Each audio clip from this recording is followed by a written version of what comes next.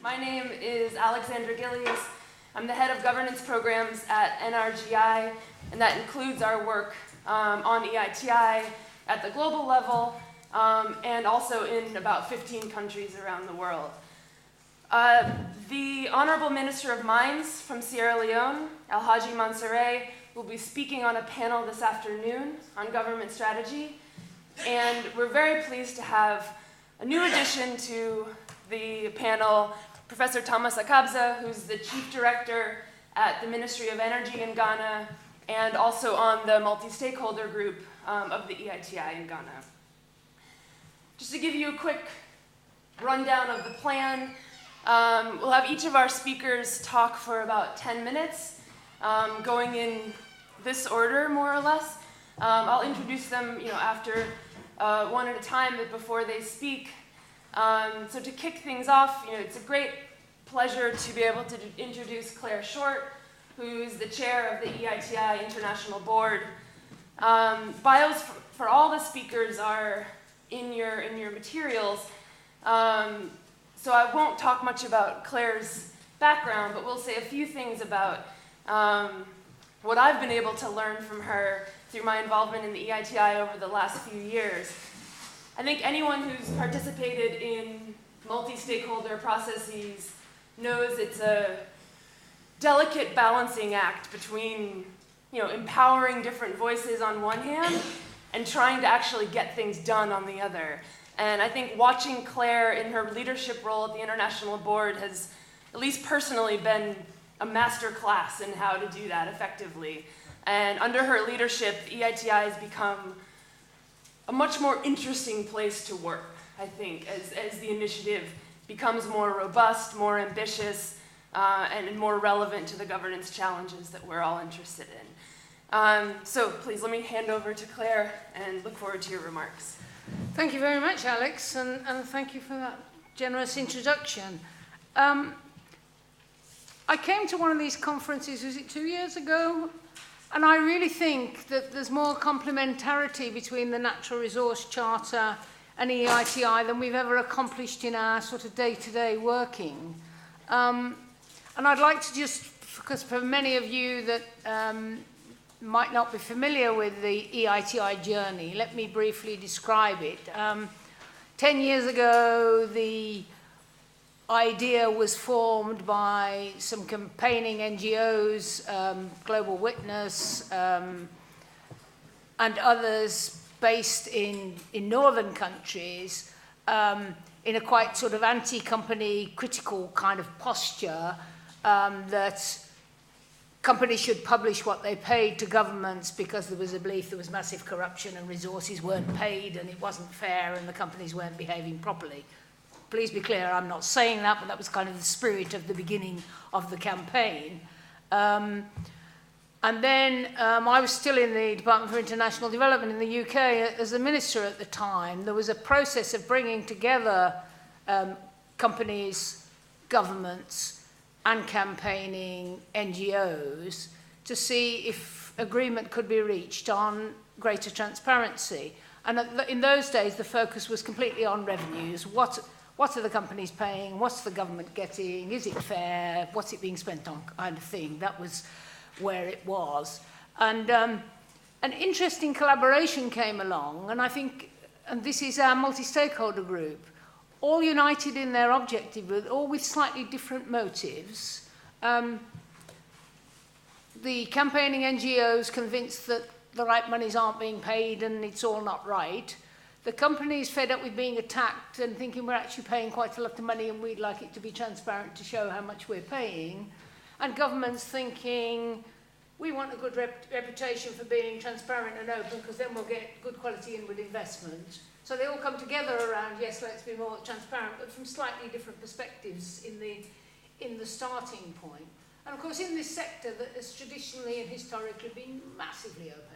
Everything hidden, nothing, contracts, revenues, nothing in the open, and associated with problems of corruption, growing inequality, which we see, of course, across the world, but more intensively in commodity-rich countries, and indeed in some places, Sierra Leone, someone here from Sierra Leone I just met, Eastern DRC, extractive resources can help to feed conflict.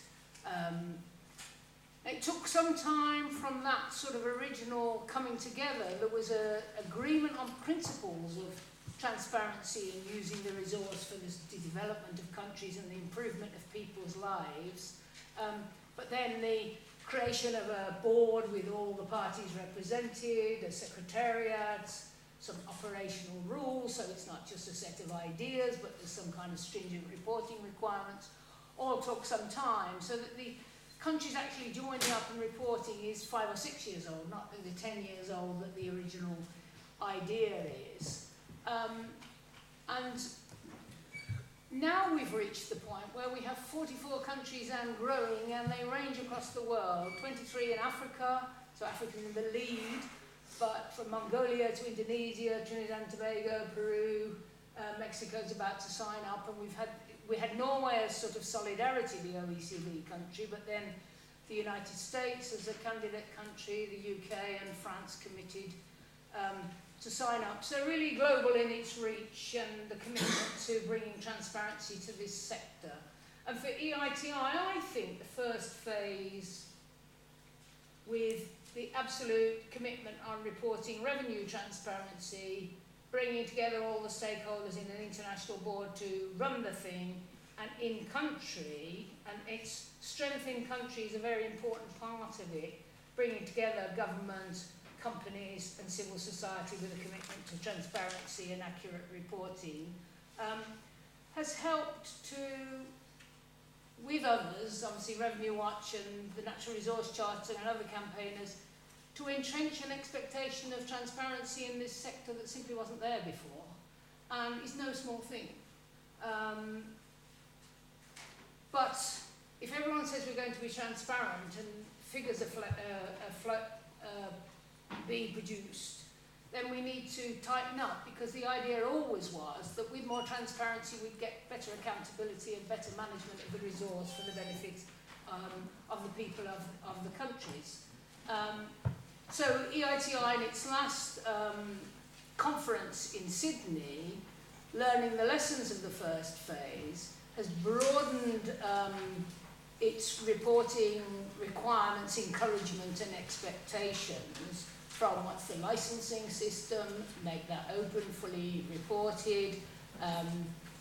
We're doing a pilot on beneficial ownership alongside the G8, but working out how the EITI countries could progress that, encouraging openness on contracts, getting the reports to have contextual information, so it's not just great columns of figures, but a report on how big is this resource in this country, how long will it last, how fast are we taking it out of the ground, how are we using it, what are our ideas for using this for the benefit of our country. So going beyond just the numbers to what do they all mean and how do we use this well, getting state-owned companies, transparency, which as you know is a major challenge and extremely important, because that's an area where often resources seem to not go in the right directions and be well spent.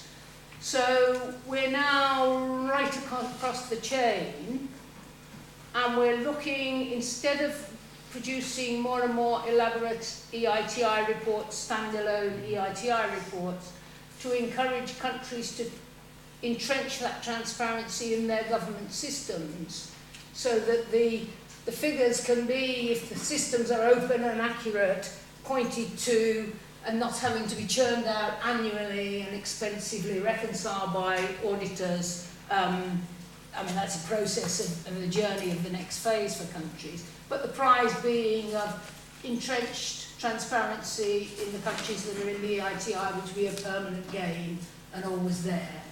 So in the next phase, we're hoping very much that that's where we go. And I've just been in Kazakhstan, for example, and they're looking for a sort of online, complete openness, all the companies' reports to government done online and all linked up with the EITI reporting, so anyone can look and all the figures are there, and of course they're up to date, which is wonderful, because we've got, of course, the EU figures and the Dodd-Frank figures, when we eventually get there, coming along, and they will be more up to date, and it's important that they can be brought in And so some people argued in the Dodd-Frank argument that it was EITI or Dodd-Frank. I mean, that very much isn't my view. EITI brings the figures home and brings them to the domestic audience and makes sense of them.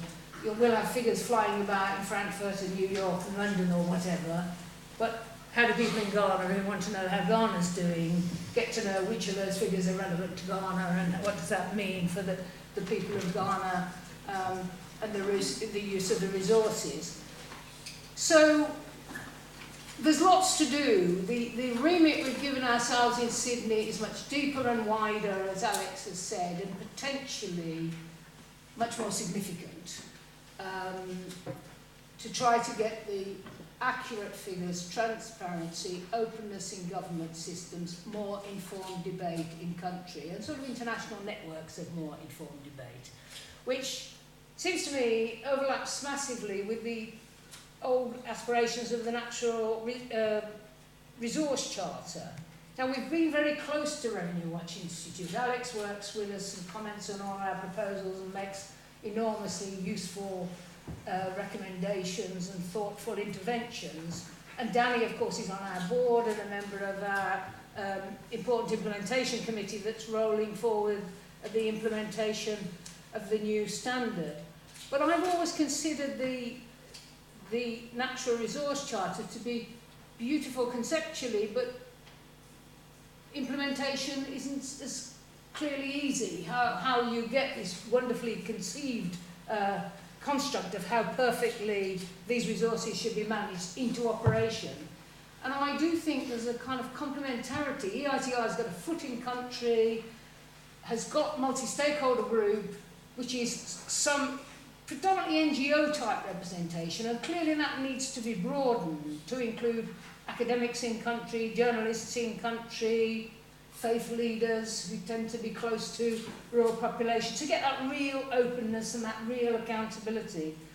And I know you have plans to roll out your work in a number of countries. I don't know if they overlap with the EITI or not, but I really think it would be interesting if you would take on a number of the EITI countries and see if a collaboration between us, I mean we have a collaboration, but in this aspect, couldn't broaden and deepen what we mean by civil society and the informed country debate that comes from the transparency to really create accountability and wise management of the resource. I think we're probably going to go into a bumpy period, not just in Iraq.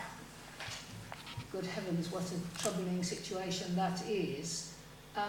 But there's been a boom in prices. They've come down somewhat. Obviously, oil prices are up because of the situation in Iraq at the moment.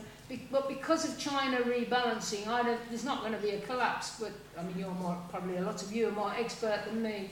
The prices are going to come down somewhat, and that causes strains and stresses in the system and in governments as their resource flows decline, and maybe more argument and tension in the relationships. And if we can get all this more informed debate, more open and accurate information, more people in country, understanding really what the challenge is, and so on, I think it's to the benefit of all. The better management of the resource, for me, the absolute objective is good management of the resource to improve the life of the people of many of our countries who are on low incomes. So that's it. We're in a I think EITI has achieved a considerable amount. I see Peter Eigen here, and all credit to him for sort of phase one and so on. But now this deeper, wider, building more informed debate gives us a chance to really improve full accountability, better management of the resource, which has to be our objective. Thank you. Great. Thank you very much, Claire.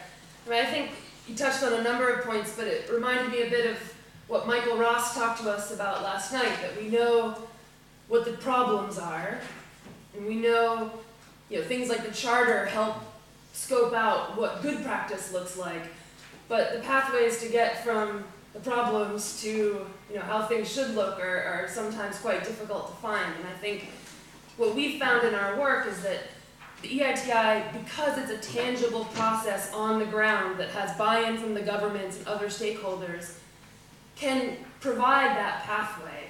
Doesn't mean it's easy. I mean, to give an example, we're working in the DRC on EITI. Luckily, the new standard now covers state-owned companies, which was a big gap in the EITI before. So what you're seeing in the DRC are the beginnings of a conversation around how the very opaque and low-performing state-owned companies in that country should start to report, provide information on financial flows, on their earnings. It's not to say that this is going to be a radical transformation overnight, but the EITI and its structures is providing a small pathway to start to address that problem, which we find quite worthwhile and promising. I want to hand over to Professor Akabza right now, who offers this critical perspective from one of the implementing countries. And I think Professor Akabza has been very involved in how the Ghanaian government has responded to its new oil resources in terms of revenue policies and other sector policies. So it'd be great to hear from you, Professor Akabza, about how the EITI fits into that context and the Ghanaian experience. Thank you. Is it on? Thank you very much. I want to take off from the point where Claire talked about the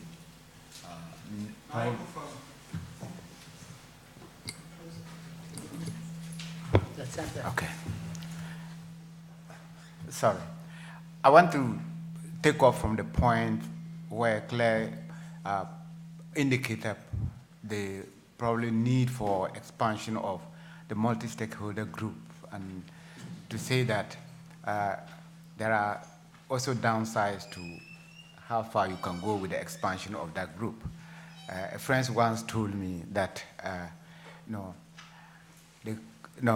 camel it's an intended horse that was designed by a committee. Otherwise, sometimes the size of the committee could be problematic. Sorry, maybe try the other mic to get that background noise, if that one works better. Or worse. They're feeding off each other, aren't they? Yeah. Sorry. So, having said that, let me start by Could I just, for clarity, I'm not suggesting we widen the committee, but widen the network of people involved in using the information and being informed about it. Okay. Thank you. Okay. I think we are on the same platform now. Thank you. Yes. I want to start by tracing how far Ghana has gone on it with the implementation of the EITI, also the challenges, the achievements, and some of the challenges, and how probably in the next reform process, some of these experiences that we've learned from the implementation could be considered. Ghana signed on to the EITI in 2003. One of the very quite initial members of the fraternity. We moved on in 2009. Validation took place. As you are aware, as a candidate country, we were supposed to meet the basic principles of EITI and also the requirements for being a candidate. So we put in place the multi-stakeholder group comprising the tripartite group of government, companies, and civil society organizations. This group, initially there were some problems in terms of how they operated. However, within a very short time, I think it became, what became known was that it was not a battle for contestation of ideas, but that how we could meet the objective of the initiative of ensuring that poverty reduction through the use of our natural resource endowment was achieved. And therefore, a lot of those meeting decisions were now arrived at through consensus building rather than initial voting system that we adopted. So by 2009, Ghana subjected itself to a review to assess our compliance. And then by 2010, I think we achieved the compliance status. And therefore, currently, there has not been any secretarial review or a second assessment as required. So we are considered a compliant nation. The multi-stakeholder group, as I said, is from the tripartite group, and but the process itself is led by the Ghana government. The secretariat, the secretariat is based in the Ministry of Finance. Initially, we had a contentious situation of whether, because we were basically receiving revenues from the mining sector, whether the secretariat should be the Mines Ministry of Finance. But as it has to do with the money, it finally ended that finance must be the secretariat. And therefore, my colleague, that is the chief director of the Ministry of Finance, is actually the chair of the multi-stakeholder group. In 2010, the country decided that after a successful compliance status, decided that we could scale up it to the oil and gas sector when we discovered oil in 2007. So the process was, we started the process, and then by 2011, the mining sector was mainstreamed into the EIT process. There have been a number of reports that done by the aggregator as required by the EITI. And we started with 2004 reports. Meanwhile, as I told you, the recommendation, the implementation started in 2000 and around 2006. And therefore, it meant the first reports were produced in 2008, and they started in 2004. So it meant that we did not actually meet the requirement of the EIT that reports must be timely, because we were going back. But it was very important to go back because a lot of useful lessons were learned. The historical information that was produced by the assessment of 2004 and up to 2008 actually brought to speed. I mean, a lot of people, there were a lot of, critics who said that, the process that we took, that took us back, we produced similar recommendations every year. But we must remember that this was historical information, and therefore we could not retrospectively implement those recommendations. However, when we got to 2009, we were almost up to speed with the annual production of reports. And therefore, at the end of 2010, a lot of the recommendations that were identified by the auditor had now been streamlined and put into a number of recommendations for government to consider. And I must say that the Ghana EITI process has, through the government implementation of a lot of these recommendations, has helped a lot in terms of streamlining both legislation and institutions relating to transparency and accountability challenges that we had. I would just state some of the few things that, as somebody who has been involved in this process, just for it to consider the point I'm making. One of the some of the things that came out, for instance, was the fact that there were a lot of there was a disconnect between the reporting requirement of the Auditor General of the country, because they normally audit the audit accounts that are almost a year or two after they have been produced, and the EITI requirements mandate you to ensure that you are reporting in tandem with what the Accountant General has done, so that you could kind of reconcile government accounts. This became problematic because of the different timelines. But now we've tried as much as a country to streamline that, and then the Accountant General, the Auditor General's reporting has become, it's come up to date. So, for instance, this year they are actually producing reports for 2013, just like the EITI is preparing to produce a report for 2013. Similarly, but the most far-reaching achievements that we had has to do with recommendations that led to major reforms in the fiscal regime and also institutions that handle taxation. You know, there were a lot of discrepancies between, for instance, the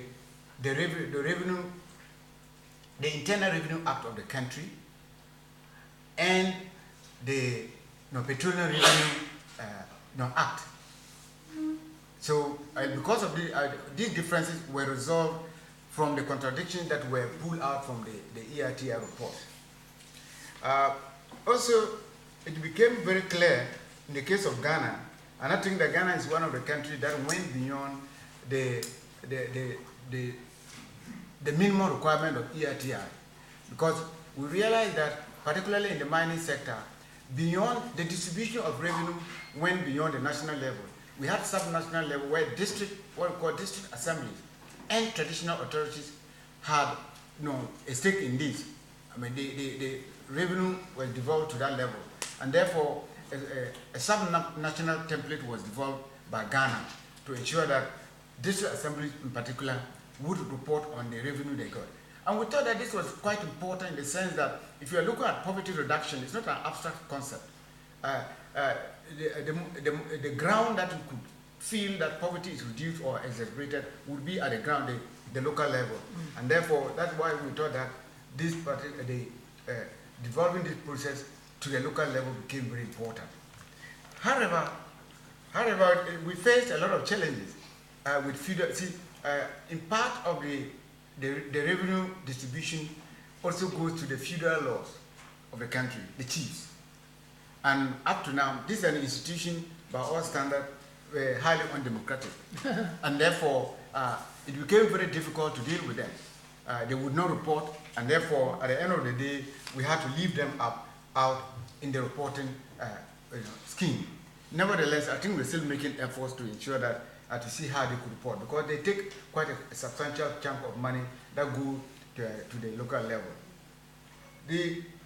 I think that while having done these reforms, I think there are a number of issues that I think that we've taken on board as we go along. Because I know that this is a very dynamic process, and over the period, I know the new standard, for instance, has accommodated a lot of the concerns that were raised and the problems that were encountered when the countries were being assessed for compliance. Nevertheless, there are still outstanding ones that I think that one has to still, we have to revisit the issue of timeliness of the EITI report. The second one has to do with the, maybe apart from, I would recommend that in part of the new reporting process, we should be looking at how far the EITI concept and principles have been inculcated into the national legislation as a whole. Because I think that in the case of Ghana, we have succeeded to a level in the sense that the Petroleum Revenue Management Law recognizes the EITI as a very transparent entity and has accommodated its membership in various committees. Parliament recognizes the importance of it. The national budget actually recognizes it every time. And then there are a number of institutions that accommodate the EITI membership in the constitution of various committees to deal with issues relating to transparency. One other area that I thought that would be very important in going forward would be how far we consider anti-corruption institutions in various countries and parliaments. Because I think that it's very important that these institutions, we as government sometimes, nobody wants to be policed. That's a general concept. And therefore, if we consider assessment of these institutions as part of the EITI process, particularly on terms of the contextual component that we reviewed, that we talked about, I think that it will be very important. It's also very important, I consider, to end, I think that one of the things that I thought we need to go for, the EITI seems to be too focused on government and what it should do. And there's a long menu of what government might do and should not do to ensure that the EIT. But I don't think that, and that's my view, enough is demanded of companies. And I think that we should also, the critical thing that when and I happen to be a member of the team that did the assessment of Ghana for compliance. And that time I was an independent academic, not a bureaucrat. One of the things that came to light was the difficulty of ensuring, there are issues, nagging issues related to transfer pricing. There are nagging issues related to avoidance of taxes by companies, particularly in developing country like ours. And I think that maybe in the next phase, we should look at how more encompassing we could look at companies reporting in the process. Thank you. Thank you very much, Professor Akabza. And also thank you for providing a very natural segue to our next speaker. Laurel Green is the Chief Advisor for External Affairs at Rio Tinto. In addition to the EITI, her remit includes other issues around transparency, human rights, energy, climate change, and sustainable development. So brings quite a broad and diverse perspective to these issues. We look forward to your comments around how the EITI experience has been for Rio Tinto and what it means in the global operating context for your company. Thank you, Laura. Thanks, Alex. And I think what I have to say builds very well from what's previously been said, and particularly thanks, Claire, for setting the context of where EITI has come from, because I'd like to talk about what we've seen in our journey over the last several years, what EITI has achieved for us, and also where I think some of that is moving forward in the future. And I think Claire characterised it very well, going back some of the corporate perspective about why we were interested in the transparency debate at EITI. I think from the company perspective our company perspective was that, well, we were paying a lot of taxes and we were making a lot of contributions, but that wasn't being very well understood. And it's interesting, there was a bit of a journey that we took, because I think traditionally people have seen internally within companies things like taxes as being private and confidential type of things, and there's a lot of legislation around taxation in various countries that says people don't disclose what taxes that they pay. So that has been a bit of an internal journey for us in coming to the realisation that actually it's better for us to disclose that information. And so we've come from that journey going back to the establishment of EITI to where we are now, and we've just produced our 4th version of this report, which is our taxes paid report, which details all the taxes we pay in all of our major countries. It breaks them down. It talks about exactly what was paid to regional areas. It says we paid $7.5 billion in taxes last year, which is 47% of underlying profit before tax. What it also does is it provides a bit more context there as well, not just about taxes, but it goes into some of the other broader contributions. So where our revenue goes to, and in particular, some of the panels yesterday were talking about that broader economic contribution basis, and so it talks about payments to suppliers, payments to employees. If you look at those type of figures, you're getting into even more substantial amounts about the total contribution that a mining operation can make to a country. And so I think that's actually shown us that can be a much more constructive part of the debate. If I were to wave a magic wand and say where would I like us all to be, is that I'd like all companies to do this, and I'd like countries to have much more transparent systems so that all the people in country could understand not just what we pay, but what the money's done to achieve in that country. But I recognise we don't live in a perfect world. And so taking EITI in the context of some of the other developments that are going on, we recognise that there's regulation coming through in the EU Accounting Directive, US Dodd-Frank, etc., etc. we're quite comfortable with those developments. We're in a good position to comply with those.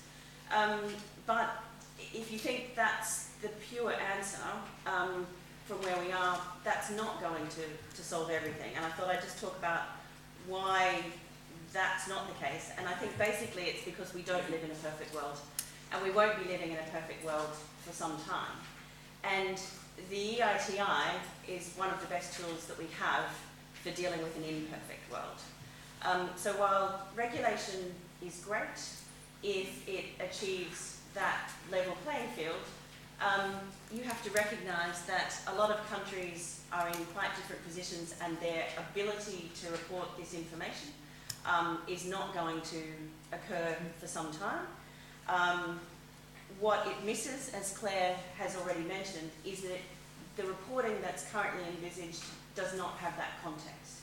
And that's exactly why we produce this type of report, is that the reporting that we will be required to do for the EU and the US and wherever else is going to be rings and rings of numbers.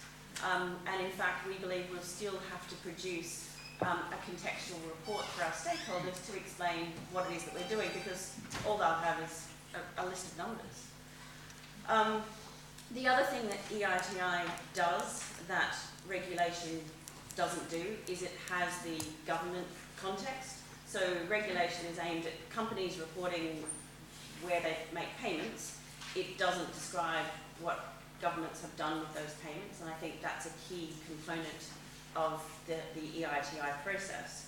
And I think that also leads into one of the other major benefits of EITI, which is the multi-stakeholder process.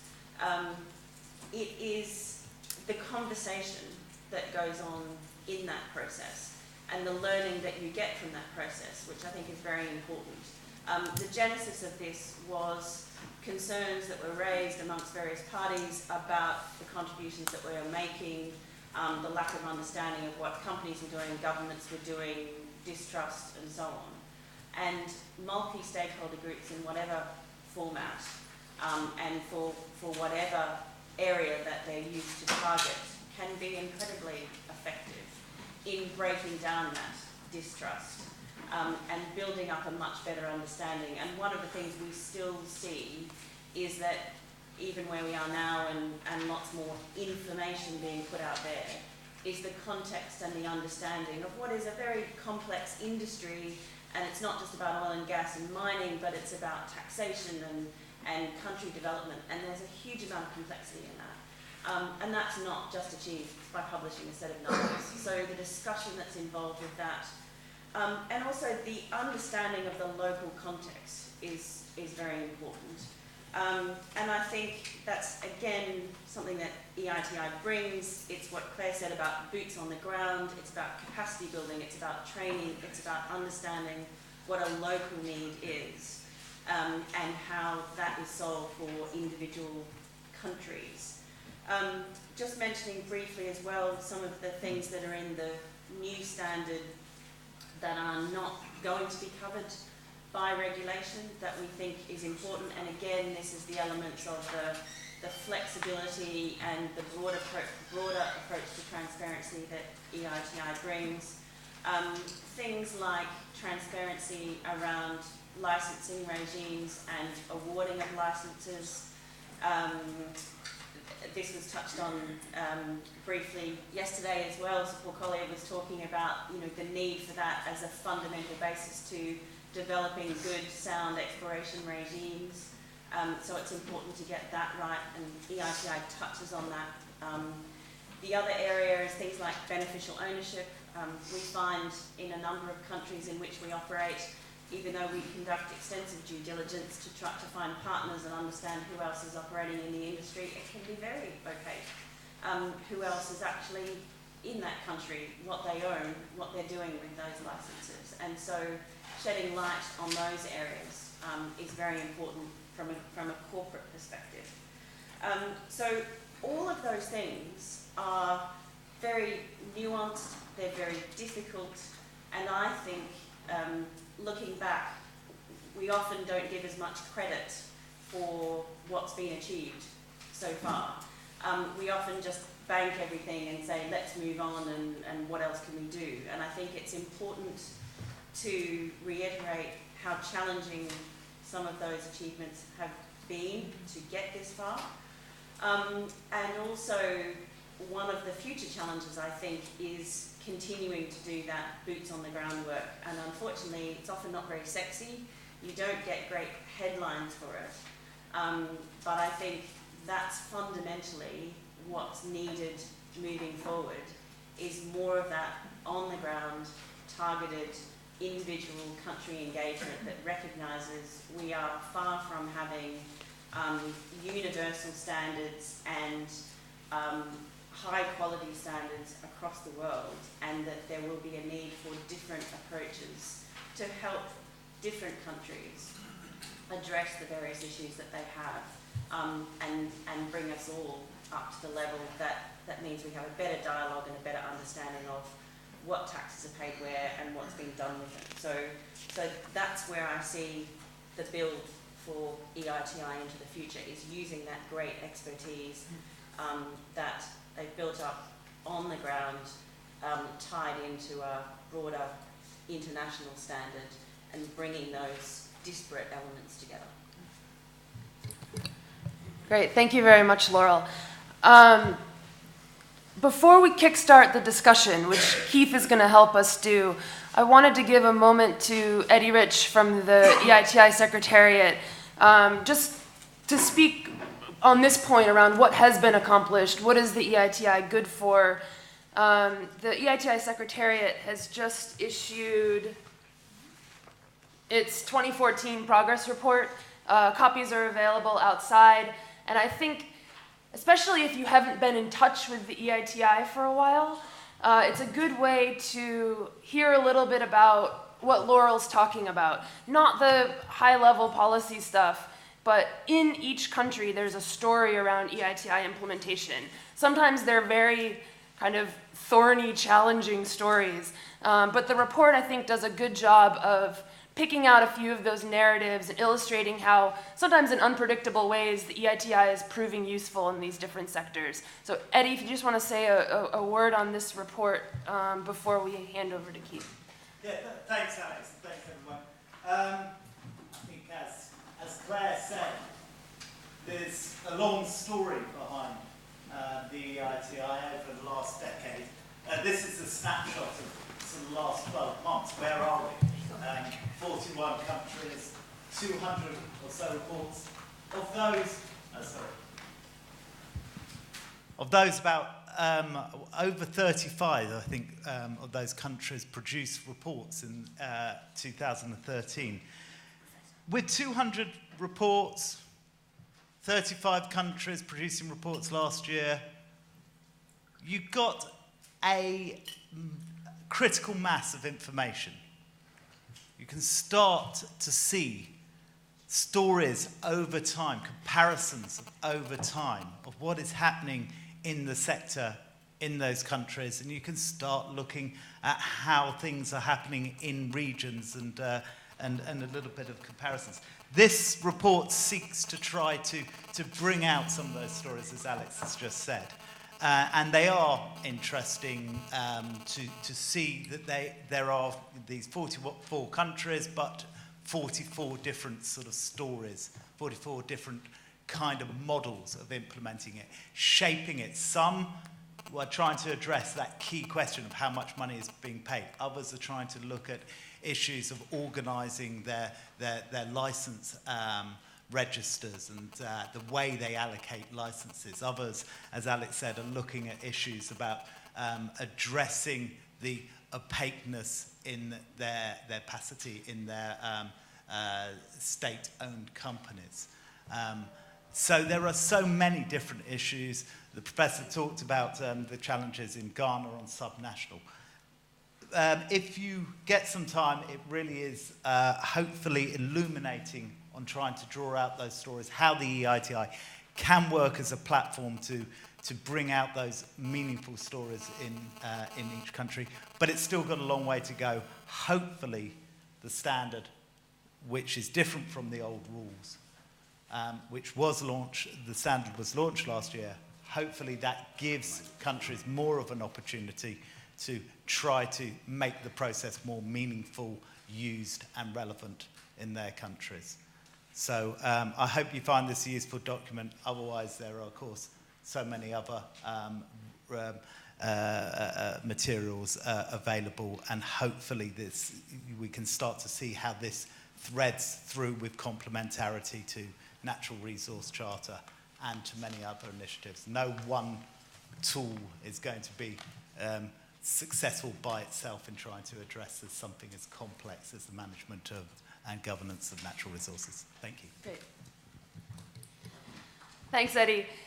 We've now heard from a number of, let's say, EITI insiders, individuals, and I count myself among them, for whom the EITI is part of our daily work, and we've decided it's something that for our organizations is worth, investing in and spending our time in. I think it's important in this pursuit to kind of take a step back every once in a while, look at these very complex and challenging industries that we're trying to address, and to help us do that, we've asked Keith Myers to speak. Keith is the founder of Richmond Energy Partners and also sits on the advisory council of NRGI. And I know for me and my colleagues, we quite regularly take advantage of his very practical, very extensive knowledge around the petroleum sector, which he's developed through a career of working as a geologist, as a contract negotiator, and now as an advisor to companies and governments on oil industry issues. So let me hand over to Keith. Thanks. Okay, thanks very much for the opportunity to comment. Thanks for the introduction. I recall being at the launch of EITI at Chatham House, and at that time I'd just come out of BP, and my last job was a negotiator in West Africa. And I remember my reaction to the initiative when it was launched, at the time it launched, was that I had two concerns. One was the focus on revenue as a mechanism of exposing corruption, because that was the primary driver at the time. It seemed to me, from my understanding, the way the industry worked, it was going to be a disappointment, because the corrupt practices are a lot more sophisticated than simply diverting oil revenue into bank accounts. And without addressing the spending side, both of state-owned enterprises in particular and government spending, if the aim was to tackle endemic corruption, then EITI probably wasn't the vehicle to do that. So I had that was one concern. The second concern was, just as a British citizen, that the UK government was heavily promoting an initiative at the time that it wasn't going to be able to sign up to, and I knew that would not land well in the countries that I was familiar with. So it's interesting to see that 10 years or so on, that the UK issue has been addressed through the UK signing up to EITI. Although, given the labyrinthine nature of the UK tax system, I think it could be quite a job actually sorting out producing the first report, because it's extremely complicated, the UK tax system, and the UK oil and gas sector has a lot of issues, but probably revenue transparency isn't the primary one that the UK oil sector is facing at the moment. So I think the move to from what I'm hearing about the new standard and the direction in which you're moving and broadening into broader issues concerning the management of the oil and gas sector is the right way to go. The issue for me is that transparency is a tool to hold decision makers to account. So what are we holding decision makers to account for? What decisions are we seeking EITI to be a tool to hold decision makers to account for?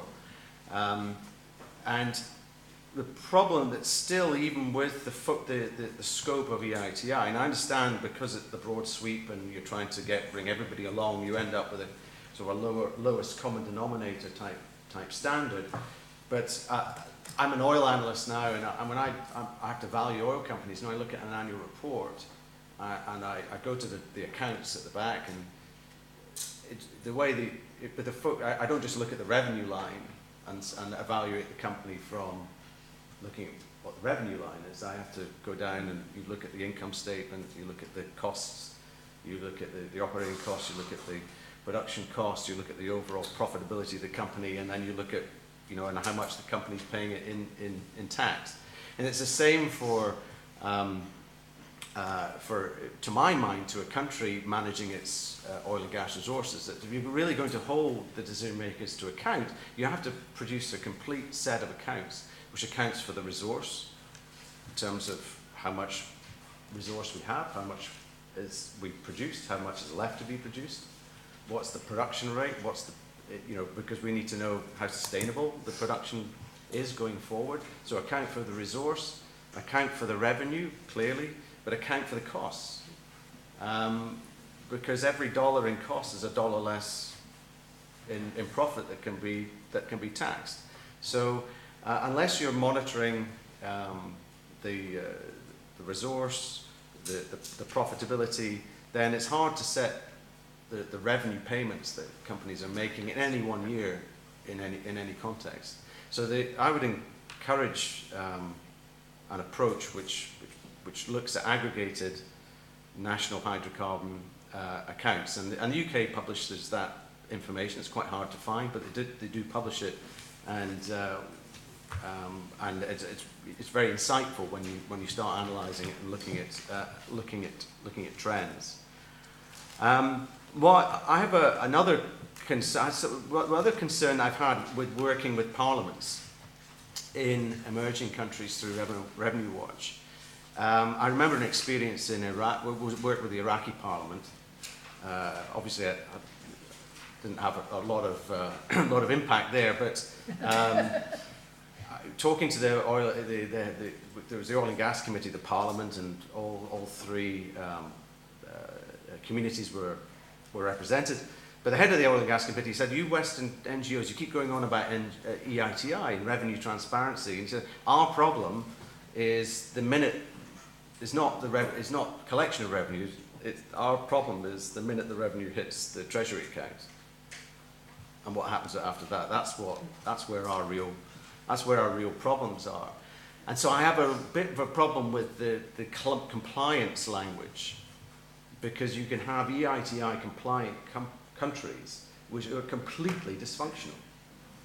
And so I was really concerned when Iraq was labelled EITI compliant, because everybody knew that the governance was completely dysfunctional. So that there's a language issue there it sends the wrong signals. Absolutely, we agree. We're working on that too. Yeah, so that would be another observation that I would make. I think the other thing that I found actually working with parliaments is how EITI seems to be a separate process from Parliament, and a lot of parliamentarians, because they've not been engaged in the process, they see themselves as having legitimacy in terms of being elected and having a role to hold the executive to account. And to some extent, the multi-stakeholder group actually undermines that role unless it's carefully coordinated. So I think more coordination between when the EITI is implemented between the multi-stakeholder group and Parliament from the word go. Because in my experience, it's when Parliament, media and civil society work together that change can really happen. But when they're working separately, they're much weaker. I think the other thing final thing that I would say is that there's so much mistrust of central government right across the world. And what is really lacking are trusted messengers, because all this data, the transparency is generating lots of information, But it's information, it's not insight, it's information, it's data. Actually, it's really data. Somebody's got to translate that data, analyze that data, and provide some useful insights. But the communicators of those insights need to be trusted messengers. And if EITI and similar processes can create, through the capacity building, a cadre of trusted messengers to communicate what the sector's doing and how it's being managed, then that would be a great step forward. I think those are all the things I wanted to say. Great, thank you very much. I think we have had a good overview of some of the strengths of the EITI in terms of the stronger requirements that are now in place, the kinds of things that Laurel talked about, that it's not just one regulation that's supposed to apply globally, it's something that can be adapted to different country contexts, the multi-stakeholder process, but then also some challenges from Professor Akabza and from Keith around additional linkages that need to be made with groups like Parliament, and you mentioned anti-corruption commissions as well, national legislation, the messengers, the point you ended on, and also whether the information that's being produced is what's needed to answer some of the biggest questions that we all have. Before opening it up, I just want to ask one question along those lines. Keith has done a lot of work on this natural resource accounting, hydrocarbons accounting, that goes beyond just looking at tax revenues or royalty receipts to try to figure out whether the resource is being managed in a way that maximizes returns for the country. In the EITI process in Ghana, they've been asking similar questions, especially because the first reports revealed how small the mining revenues were. This was one of the biggest findings from many African countries with the EITI. It's not how much money was going missing, but how little money was actually entering the system due to tax collection problems. And I know that we've had discussions around, so what does the EITI do to shed more light on those revenue collection problems?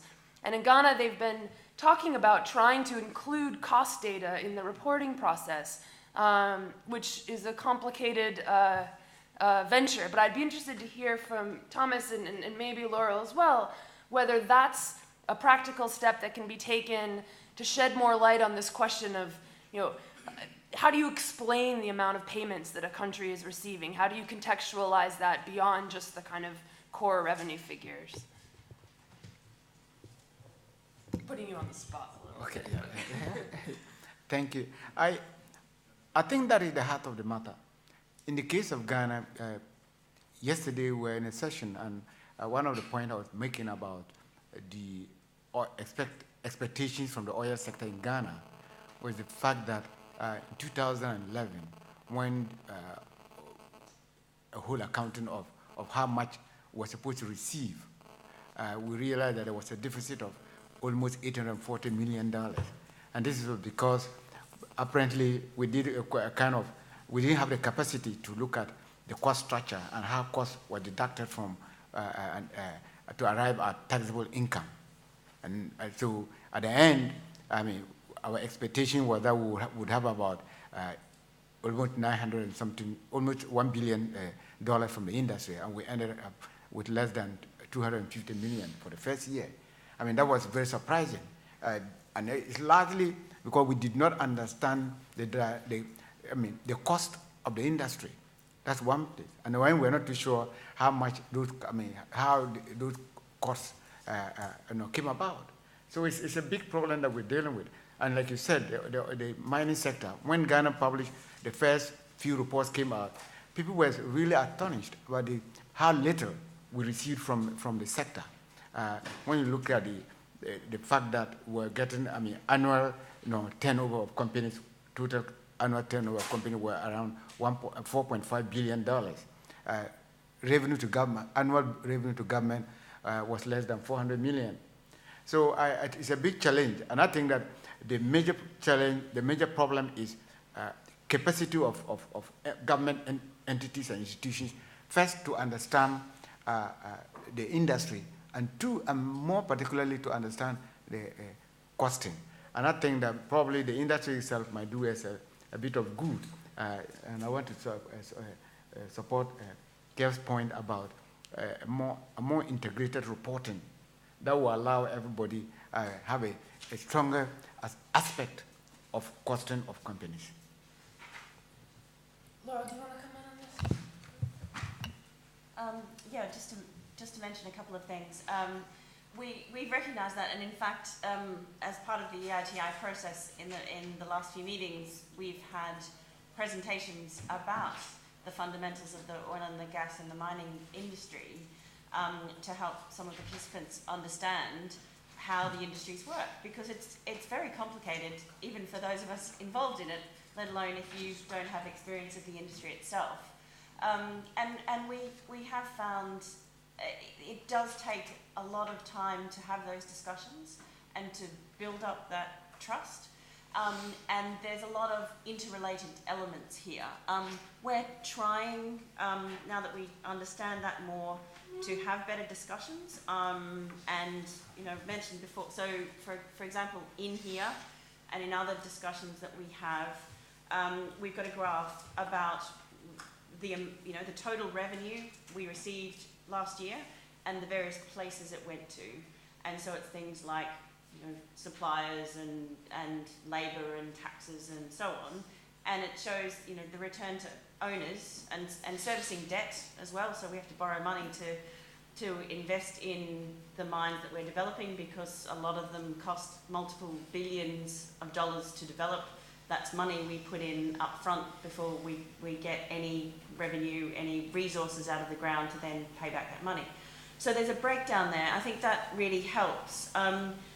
In the context of the conversation yesterday, we were talking about, you know, maximising the other elements of that, and I can't break down all of the revenue here, but I know there was the World Gold Council report sort of identifies that something like 80% of the procurement spend is occurring in country. So if you look at the data that we have here around procurement and labour, you know, is largely an in-country factor.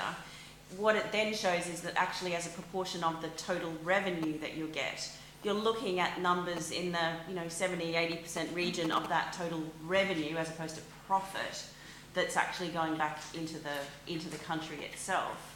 And so it's having that conversation about what the difference between profit and revenue is. And I think it's, you know, spending time with that, because people often don't understand that. And there's a bit of mistrust there, and it's breaking that down, because I think sometimes when people are talking about profit, that they think, well, you know, you're getting all these resources out of the ground, you know, why is the profit so small, and why is the amount that we're getting in taxes so small? And trying to break down, well, actually, you know, costs are a significant part of that. And then breaking down the perception that sometimes there's some manipulation of that. I mean, there's actually very good data around that to say often when prices go up, costs go up as well. But it's that conversation so that people understand all of those different influences, and, you know, building up the trust that, in fact, this is where all of the money is coming from and going to. Just briefly, EITI isn't an academic exercise that's a perfect reporting template. It's a real living beast in countries, often with very difficult systems. I've just been in Chad, and they had an account that money was being paid into that no one in the finance ministry knew about those monies. So it starts opening it all up. And then, just as the professor has described, people start saying, well, how come it's so little? The figure in the DRC is shocking, the first figure. Mind you, that's the DRC. And then you start having the conversation about costs. And then you're getting, through transparency, a more informed debate. And now we have enough flexibility in the new standard to go there. In some countries, there are links with parliaments. I agree with you about the compliance word. We're working on that. But that it's a real living thing, not just an analysis, that it's in country. I've just been in Cameroon. There's EITI clubs in the university. There were 300 students there. I mean, this is the coming generation in a country with real governance problems, starting to take an interest, looking at the numbers.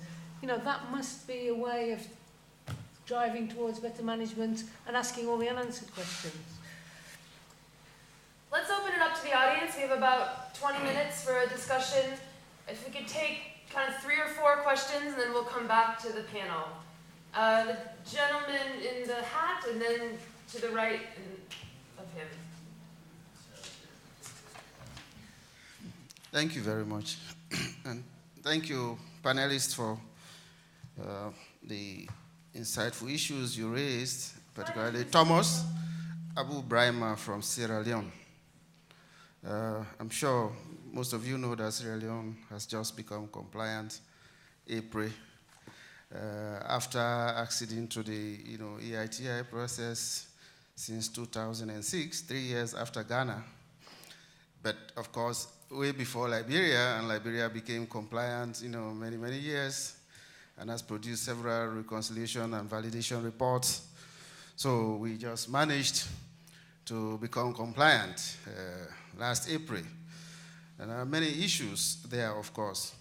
But one of the critical issues that I really, think that needs to be taken into account is, some of the gaps that seem to be, rearing their heads as we, go into the EITI.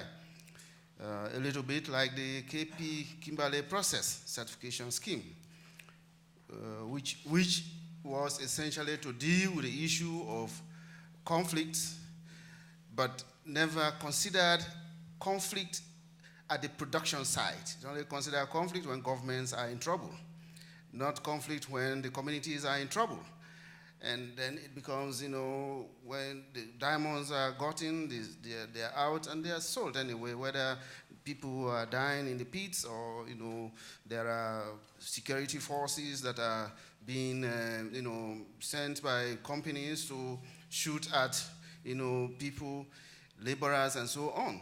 So, the EITI, I think, should learn from those experiences and come up with something that can offer. Now, in the case of Sierra Leone, for instance, when we produced the 2011 report that was produced, we found out that just the signature bonuses for, the exploration of oil, we have far more than the entire minerals revenue. Now, how do you explain that after over so many years and so many companies that are involved in Sierra Leone? And the issue is the fiscal regime is so weak. It's so weak, and governments feel so weak, so important, or not able to, so feel disempowered to be able to increase the, the fiscal regime to get the uptick from. And EITI, we think that could offer a lot of support there, because with the EITI, with some strong standards and conditions, it might help force government to actually say that now we have some grounds to ask more from companies. I think this is one thing that can actually be integrated into EITI to make it stronger and to help governments. Otherwise, governments are going to companies are going to continue to take advantage of the vulnerabilities and weaknesses of governments. Great, thank you. Just to the right here, or to your left. Thank you. James Royston, Publish What You Pay. A few of you mentioned the Dodd-Frank rules, which are coming up in the US, well, soon to be published, we hope, and the Transparency and Accounting Directives in the EU, which will be in force in 2015 in certain countries sooner than that. I'd just be interested to hear your views on what the effects of these laws will be for the EITI. Will reports become more specialized? I know that you mentioned, Laurel, that there are certain elements on contextual information which aren't covered by these laws, or is it already future-proofed with the new EITI standard? Will the EITI's role change at all? Thanks. Here.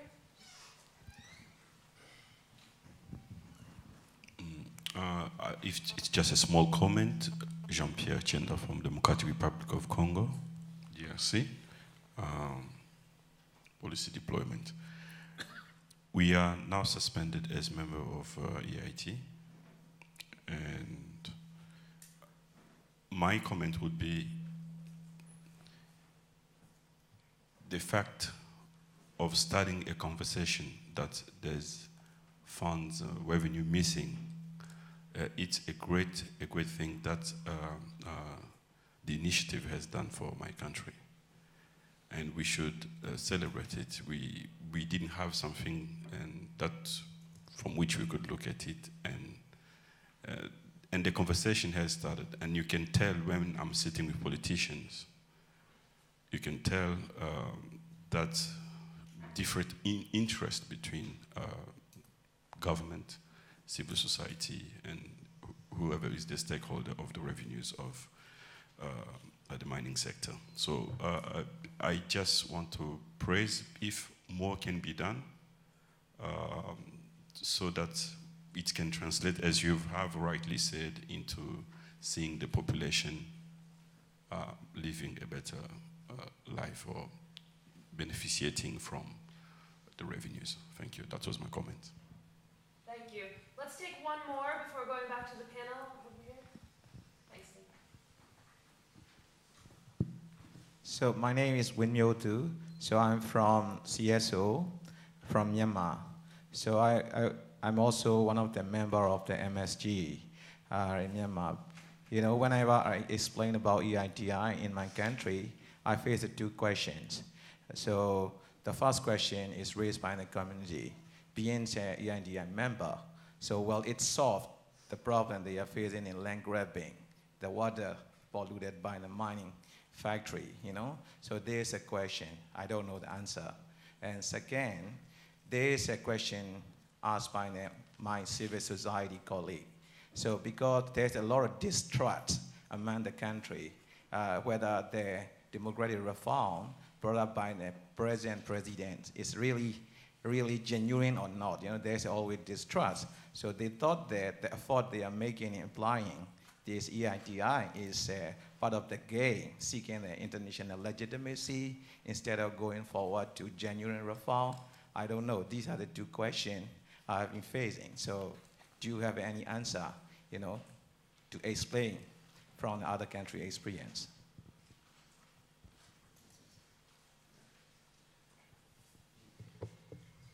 Great, so we have comments from 3 implementing countries, which is fantastic. 2 about how the EITI can be used to deal with challenges of limited revenue collection or revenue leakages in the case of DRC. The questions you just raised from Myanmar, and then also this issue of EITI mandatory reporting relationships. Do you want to maybe start on that one, since that related quite a bit to your remarks? Sure. So I think to use a couple of terms that have been mentioned already with regards to the impact of regulatory reporting and the continuation of the EITI, I think there's 2 things, which is we're after consistency and complementarity. So the ideal is ultimately that you have as consistent as possible reporting standards, particularly around required reporting. So we're looking at probably the EU accounting directive being the first cab off the rank. Dodd-Frank looks pretty much similar. We know there's work going on in Canada, and it's seeking to build, I think, largely off the US and the EU. So that's looking quite good. And we spend quite a bit of time engaging on that to explain the importance of that consistency to companies like us, because there are significant administrative burdens involved in that, and you might say that's fine, that's something that we as companies have to bear, but ultimately that impacts the amount of time and effort and money we spend on a range of things, and it's in everyone's interest that we make those systems as consistent and as efficient as possible. So I think that's incredibly important. And we're trying to seek, again, what's important to us is the level playing field piece as well. So we would like to, ensure that a number of companies have to comply with those type of regimes. The bit that I mentioned about where EITI will continue to come in, I think there is a complementarity aspect. And the biggest piece of that is around the interpretation piece and the understanding piece, is that at the moment none of those regulatory systems provide any form of context about what that actually means. I think there's still a significant role to play for EITI, individual country accounting, because you're going to have all these disparate companies putting their reports in. Well, what does that mean for any individual country about what it's doing with those revenues? I think there's a role to play there, looking at broader systems. So I think there's actually going to be new roles of more specialised interpretation of those pieces. And I think that's going to be much needed, because a number, as the gentleman from Sierra Leone said, doesn't mean anything. It's just a number. How do you understand whether that's meaningful in the context of what it should cost or what the revenues you're expecting? Yeah, let me start with the Myanmar question. I've just been in Kazakhstan, another country with governance problems, but and it's in the EITI, and so there's a whole bunch of NGOs running around and discussing and looking at figures in this sector that probably wouldn't be allowed to do that if they weren't in the EITI. So that's not perfect freedom for civil society, but it's something quite precious. So my answer to you is governments, yes, sign up usually for reputational reasons, and there are always reformers in government, so it's often when there are reformers in place that they say, yes, I want this, it will help me drive reform. But then they open this space to more freedom for civil society, to all the parties coming together, because there's so much mistrust here, as well as lack of accurate information. So when everyone comes together, then you get the accurate information, and you find where the gaps are, and like the shocking stories of very low revenues or whatever, a process starts. It isn't a magic solution, but it's a process that belongs to the country that is using transparency to open things up and get people in the country asking the right questions and having more informed answers. So that's my answer to Myanmar. It won't be magic, but your government can't just sign up and then it's ticked the box, they're in the EITI. It's a constant process that keeps delving and asking and opening things, and that's for the people of Myanmar to use and to help drive a bigger reform agenda. And to Jean-Pierre, yes, I'm very impressed with what's going on in DRC. The first figures that ever came out were minute. Was it 78 million or something from minerals? Something pathetic. I mean, it's shocking when you think of the whole history of your country. But now they're really working away. So they're suspended but still working, and I think they've just submitted a report for... and there's a real seriousness that's come into your country, plus an openness. And ministers are interested, and it's opened something new and very important, given how, since King Leopold, your country has suffered under this blight. So I very much agree. And then just on Dodd-Frank and the EU, we're going to drown in figures. I mean, the openness will be good, but EITI brings them home and brings in the non-listed companies, and then with the contextual information and bringing the parties together to get a bit of trust and understanding in the debate, it's using that important transparency to make a sensible conversation in DRC or Myanmar or Ghana or wherever it might be that makes sense to people living in that country.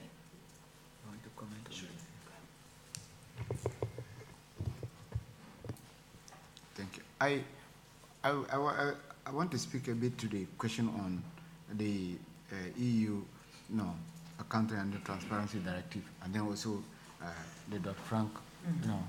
I believe, to borrow your word, I mean, they are quite very complementary to the EITI demands, and with the specific case of Ghana, I think that the Dodd-Frank, this has been very productive to us.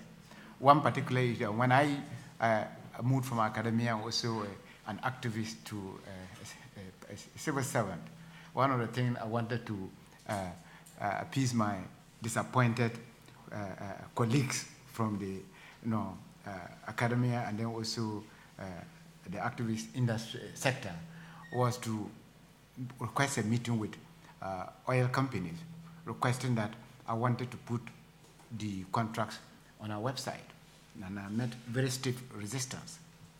3 months after that, as a result of the Dodd-Frank requirement, one of the companies, Cosmos, which was listed on the New York Stock Exchange, was required to put their contract on their website in the US.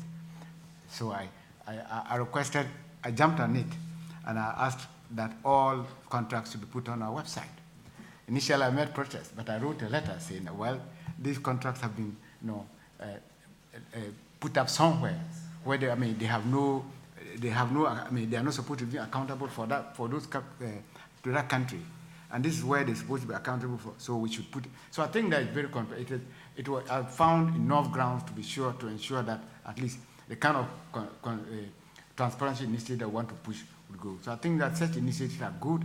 They might not be very encompassing as a whole, but I think that they hold very complementary potential for our process. With respect to the issue of reforms at the national level, just to add to what Claire said, I think that maybe the nature, people are always suspicious of government because government doesn't always show all its sleeve, what it has or what it intends for. But I believe that if you look at the EITI requirements, recommendations and findings of reports, if they are thoroughly discussed through a collective communication strategy that is very encompassing the country, those could form the basis of reforms. And I think that it will carry parliamentarians and all others who are responsible would have a collective buy-in of everybody, and therefore these suspicions could be minimized. Great, thank you very much. Unfortunately, we got off to a bit of a late start, so we don't have much time. I'm trying to end less late than when we started. So I'm afraid I don't think we'll be able to take any more questions. I did just want to touch on this question around land grabbing from Myanmar, because I think it relates a little bit to the broader themes of the panel, which is if the EITI in Myanmar wants to look at land acquisition issues, they can do that. They can decide that that's a priority and put it into the terms of reference of the reports and make sure that the EITI covers that priority issue. It's not something that the EITI standard, has extensive requirements on, but it is that adaptability that, at least in theory, should allow countries to kind of change the scope to match their needs. Now, that'll only happen if there's active civil society participation, active debate, because the government will only, no offense, report on what's convenient and easy. So it's really that multi-stakeholder process that has to be intact if the EITI is going to tackle these tough, intractable, thorny issues. Andrea, can I yeah. say? I think you've got to be really, really careful in countries that are emerging from conflict or nascent democracies where there isn't yet, where governance, fundamentals of governance are still being established in terms of authority and jurisdiction and rules and regulations. And I would be very uncomfortable if EITI is sort of latched onto as the vehicle to sort out the governance of an entire country. I mean, we saw what happened in Iraq, where there is no consensus over the distribution of power within the country and authority over oil and gas, and you try and establish. It's the limit to what you can do, and it's a much broader, deeper, fundamental debate that needs to go on, and for to impose transparency where accountability isn't yet established, and the rules and regulations are still to be established. I think you've got to really think very, very carefully about that. Well, Myanmar is a candidate. Well, I think. And obviously it needs massive reform right across the piece, but it'll help. It's drawn in quite an active civil society engagement. So it's only part of the parcel. As long as it's just part of it, not the primary. And solve all the problems of Myanmar. Yeah. Great, well, let's wrap up there. It's obviously an ongoing process, an ongoing conversation, but thank you very much to all the panelists for your inputs and to all of you for being here.